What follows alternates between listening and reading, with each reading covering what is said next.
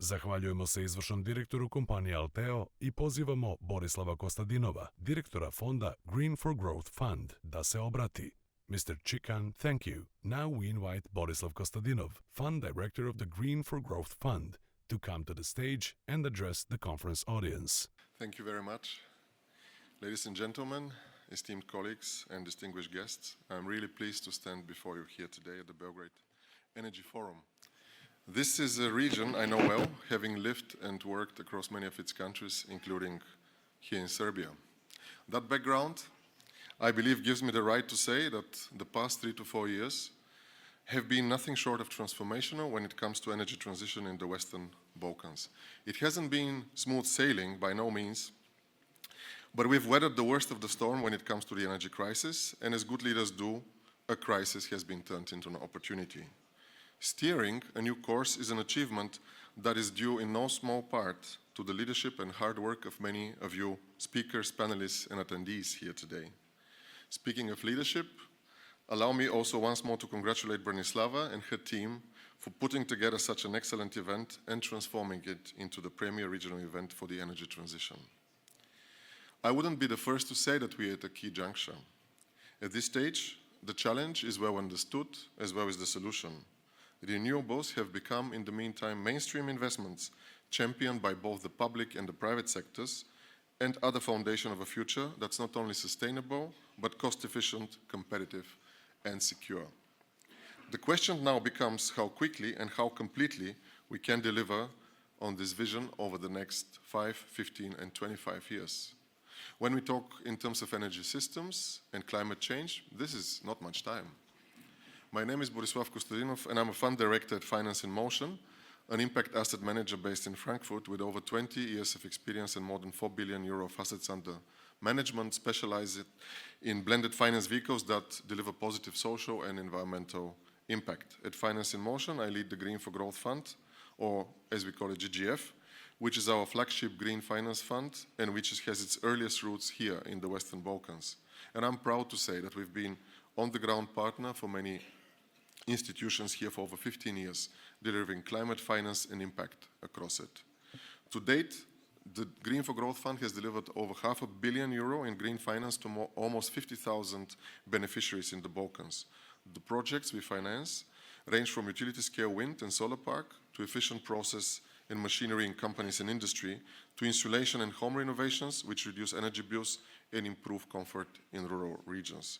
The breadth and the flexibility of our model allow us to support a wide spectrum of the energy transition, and this approach has in turn seen the fund expand to over 19 markets along the EU's borders to surpass now €1 billion of assets under management size as the end of last year, which makes it one of the largest climate action global PPP funds in the world. For several years now, there has been a broad-based renewables growth story across the region, from utility-scale project finance transactions to large installations for captive use by industry and manufacturing, to PV on the roofs of the households. In some countries, these are the first large-scale energy investments I remember and I've seen since I was a young man. What's driving this shift? Certainly, the energy crisis. It jolted all of Europe, and the Western Balkans, I'm proud to see and participate and observe, have responded with innovation, with ambition and resilience. In short time, here, we've improved policy, strengthened regulatory frameworks, and prioritized the sector with clearer strategies and market mechanisms. The uncommon speed with which this has occurred is a credit to governments and ministries, as well as bodies such as the energy community, whose push to standardize rules and practices in line with European market integration has been critical in my view. The region, luckily, has broadly embraced transparent, competitive auctions as a foundation for market-based deployment of renewables. Auctions are increasingly carried out not as isolated events, but rather across multi-year windows aligned to national strategies and targets. This avoids a stop-start dynamic and creates continuity for the private sector and their greater involvement. Serbia deserves particular praise for leading the way. Its recent auctions for wind and solar have been consistent, well communicated, credible, investor-friendly, drawing broad investor participation. Most importantly, they've been successful, and we are proud to have contributed to this achievement alongside partners such as our long-standing partner bank, UniCredit Bank, through its investment in the landmark Timbuktu wind farm. The structure of auctions and related market mechanisms have continued to evolve in a way that allows for greater private sector participation in the region's energy markets. This is critical because the sheer investment needed to, 1, make our existing grids cleaner, and 2, meet growing demand as we electrify ever greater shares of our economies and societies is eye-watering. Public budgets cannot and need not provide the bulk of this financing, given the sound economics now of investing in the sector. The public sector must continue, however, to strengthen markets and frameworks in order to develop and roll out mechanisms which are very important, such as corporate PPAs and guarantees of origin, which deepen and expand markets. We need more purely private projects, such as the GGF-backed 50-megawatt project Blue Solar Plant in Albania. As the largest non-subsidized solar project in the Western Balkans and developed without a long-term PPA from the utility, it's the type of investment that we hope to increasingly catalyze in the region. Finally, let us not overlook the broader strategic gains of this agenda: enhanced energy sovereignty and security. These efforts shift our region towards domestic, secure and reliable clean energy and away from imported fossil fuels and volatile markets and partners. This is not just a climate win, but a geopolitical necessity. With that said, we are still catching up after years of slower investment in progress. We've managed to change our direction of travel away from a legacy of fossil fuel towards a more sustainable future. Now is the time for acceleration. As we look ahead to the next 5 years, I want to leave with you 3 principles for us to tackle: speed, integration, and resilience. We must continue to improve the speed, transparency, and bureaucratic process when it comes to permitting, approving, and bringing projects online. This is true in the EU as a whole, and it's true in the Western Balkans, in particular for construction permitting and grid connections. These are significant areas of uncertainty for project developers, which drive up costs, create delays, and even lead to developers walking away from projects. Our world has become much more volatile, and it's critical that needed projects do not unnecessarily become entangled in trade wars, supply chain disruptions, rising interest rates, and broader market volatility. Projects lost like this cannot be replaced overnight.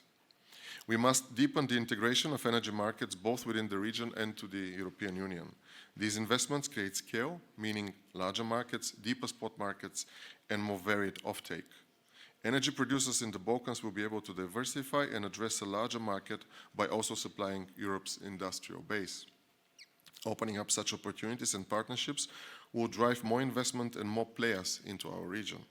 Greater integration feeds into my last and third point: resilience.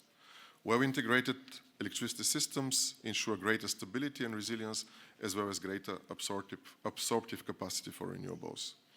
Most topical, as it was mentioned, after the events in Spain last month, is the resilience of our systems and grids. The events are in Spain a cautionary tale, but the story is not a failure of renewables, but of grid resilience. Spain benefits enormously from its deployment of renewables with lower household energy bills than the EU average and competitive energy prices for its industry. We too should aim for these same advantages.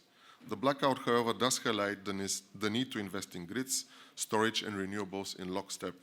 This is a transition over time.